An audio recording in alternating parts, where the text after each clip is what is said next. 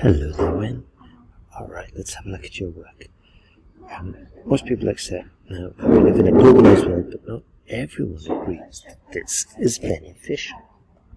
To what extent is globalization a negative or positive or negative development? With the advent of globalization, opinions divide on its benefits and drawbacks. Don't like that sentence. With the advent of globalization, there is a division of opinions regarding its benefits and drawbacks. Perhaps give me 10 sentences with regarding, because it's a useful word to have. I agree that a more globalized world is a positive trend, but it also brings in a threat to local economies. This essay will analyse its influences on society and individuals alike by using data from a survey conducted by the UK government, don't think we need to capitalise there, and statistics provided by Japanese economists. Beautiful. Okay? Individuals alike. There we go. That's the one we wanted. Globalisation has resulted in increased access to a variety of products from different parts of the world, which improves the quality of life for many individuals. Genius. This is due to the fact that with the availability of diverse products imported from every corner of the world, people may have the possibility of enjoying a higher standard of living. For example, residents in Asian towns can now purchase milk products imported from New Zealand, a country widely regarded for its highest quality milk resources. Beautiful. Meanwhile, they can also savour fresh salmon transported across the Atlantic Ocean from Norway. Wonderful. Additionally, globalization also has facilitated interactions between people from different cultures and countries, which deepened understanding and appreciation. Okay, let's see.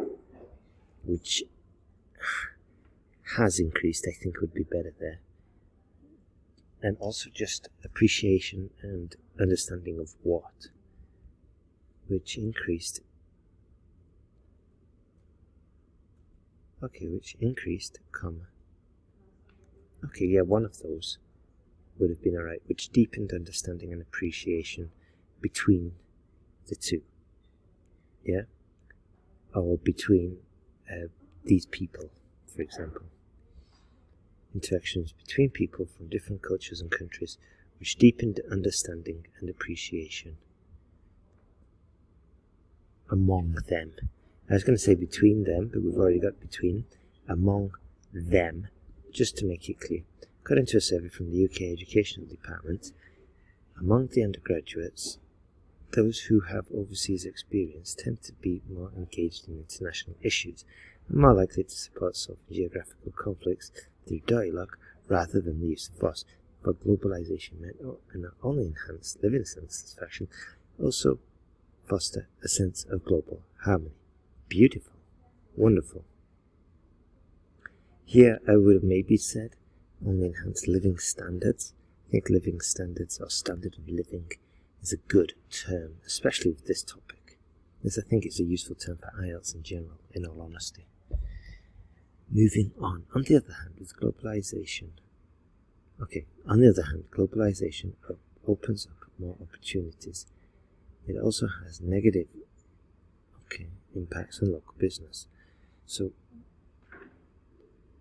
hedging, on the other hand, although globalization opens up more opportunities, it may also have a negative impact on local business or businesses. We don't need a capital I here. For international marketing strategies may make it difficult for smoke. Okay, let's just get rid of the for. International marketing strategies may make it difficult for small companies to survive in a harsh competitive global market, particularly significant impacts on handcraft workshops such as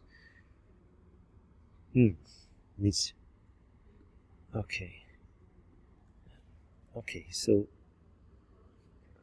I'm going to just say stick to the framework here, okay, Negative impacts. So we hedge this one. Can also have a negative impact on local businesses. This is because international marketing strategies may make it difficult for small companies to survive in a harsh competitive global market. Perfect. Particularly significant impacts on particularly handcraft workshops, additional specificities, manufacturers and independent local industry. Okay, so let's just rephrase this. This is particularly evident, or this is particularly true for handcraft workshops, traditional manufacturer, and independent local industries. Okay, so I just wanted to make these last two parallel with each other. Make the first two parallel. And I guess we'll just leave the third one as it is. Take, for example, the Japanese economists reported. Take, for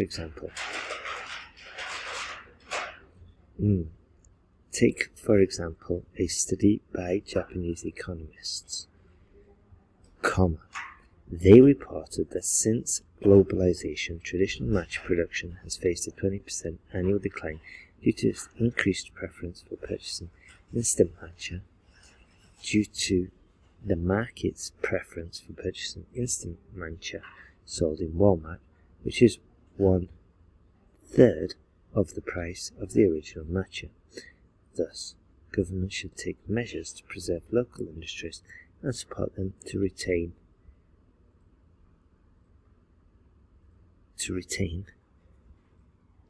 local industries, local skills and industry, I think, because that's what we're talking about here. Local skills, industry and heritage, for example. Okay, not bad. I preferred your earlier body paragraph. But overall, I get it. This one it's quite accurate. We've got the negatives, so that's fine. Conclusion: globalization provides more opportunities for enhancing living conditions to creating an international communication platform. However, we should not neglect all the challenges posed to local industries. Fantastic. Great work. Yeah, I imagine we ran out of time or mental energy for the second one because it's not as good as the first body paragraph. But overall, I'm quite impressed. Well done. So, let's just pause. Actually, I've got it here. Let's have a look. Pie chart below shows where energy is used. I'll pause. The pie chart demonstrates the distribution of household energy usage in Australia, which is categorized into 6 sources. Excellent. Excellent. Okay. Now, a skill we need to develop, for any student needs to develop for academic task 1 is grouping. Here, I could definitely group this together.